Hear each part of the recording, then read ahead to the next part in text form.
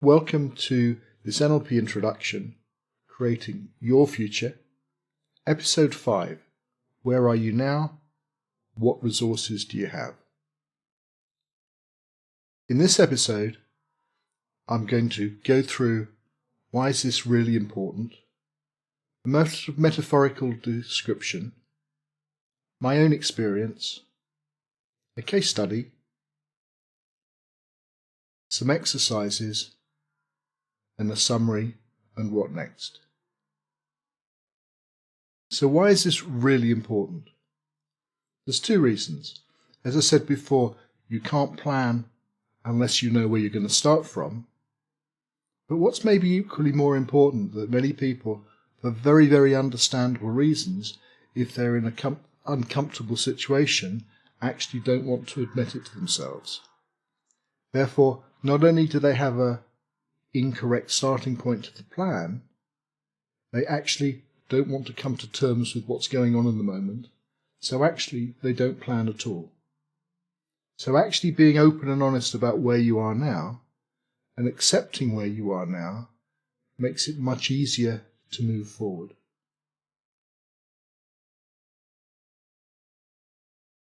A metaphorical description of this is back to the plan.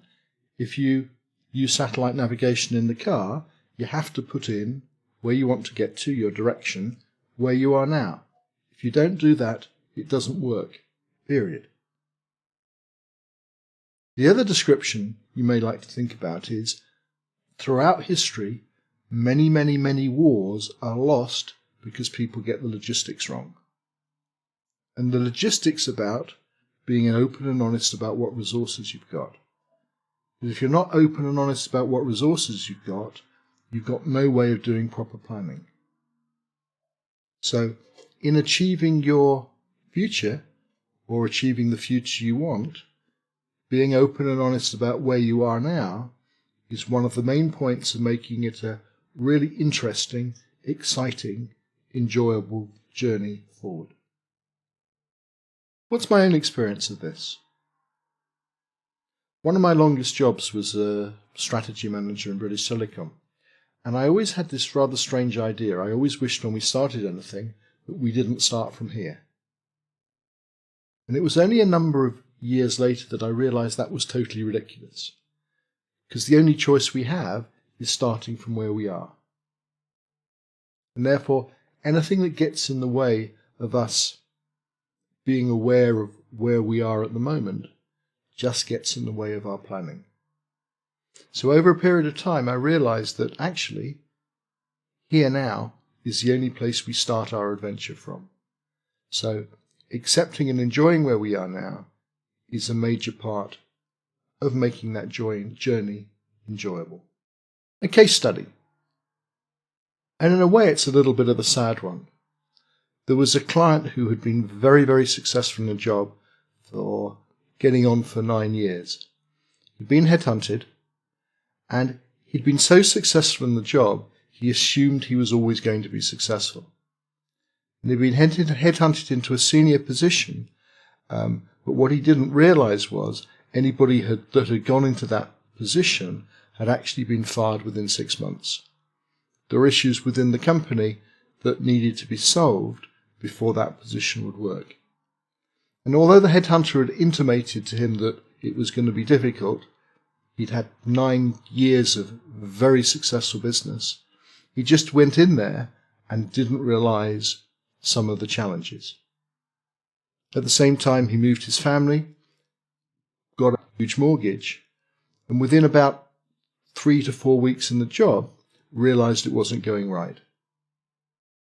But because he had put so much investment into the move, he simply wasn't prepared to accept that something wasn't working. So, what action did we take? Well, actually, from my point of view, he actually didn't want to talk to me at that time because he was so convinced that he was going to sort it out and he was going to tough it out that he didn't want anybody suggesting to him that maybe he had to very quickly do an appraisal of where he was and what his best options were. So actually I dropped out of contact with him for 6 months. What actually happened was Within about 5 months he got fired. He lost his house, and he found after being tremendously successful, he was out in a very cold place. Now, what happened next is actually quite positive, because after he'd been suffering for some time, and I use the word carefully, he actually decided that he needed to do something about it, and we could then plan what he did next. And actually it worked really well for him, because having been through this once, he was not going to go through it again. And he was lucky enough to get another successful job, and as part of this other successful job, he planned very carefully so that he would have he would start developing his own business, so that if anything else went wrong, he would know exactly what to do. And this time he made sure, although he still had his dreams, he still had his big vision of what he wanted to do, he made sure he was very clear that he took feedback of the politics and what people in the organisation were doing. And actually, it was the starting point of him having a very successful rest of life. But looking back, he regrets very much that he spent so much time not prepared to accept the situation he was in. So what questions can you ask yourself to help clarify where you are now? There's about 4 different questions that I'd suggest. The first one is very simple. What are you doing now to help you achieve your goal? And although that sounds a bit trivial, I'm absolutely amazed when I'm working with people how many people do have big, exciting goals, but when I ask them specifically to tell me what actions are they taking that will lead them to that goal, they look at me with a blank stare. The reality is, it's the taking of action that will help you reach that goal. So the first question is, what actions are you doing now that actually are there to lead you towards the goal? Second question's a bit deeper. What actions are you taking that are actually hindering you getting that goal? And there can be some quite interesting things in that. It may be that you're actually worrying about something, or you've got a strategy that stops you taking some action. So it's actually thinking about all the things that you're doing that maybe are actively stopping you achieving what you want. And curiously enough, one of the things that stops people going for their goals is simply they're doing too much. There's something that they've been brought up to, or there's some idea they've got in the back of their head that they have to be busy. And they fill every waking moment with doing stuff. The catch is, if they fill every waking moment with doing stuff, they don't actually have any time to do anything new. So effectively what they're doing is sabotaging themselves moving forward. So the second question is there anything you're doing which is actively stopping you moving forward towards your goal? The next set of questions are about resources. The next question is, what states and experiences do you have that will help you move forward towards your goal? And if you relate that back to the state exercises, if you are somebody that's naturally interested, you're naturally curious, then you have a resource that will help you move forward. If you're somebody that's tenacious, you can find ways around problems, you can kick through problems, then you have a resource which will naturally help you go forward. So actually write down and consider what states and experiences you have that will help you achieve your journey. The next question is the same, but with people. What people have you got around you that will actually support you, will give you advice, will be helpful to you in moving forward?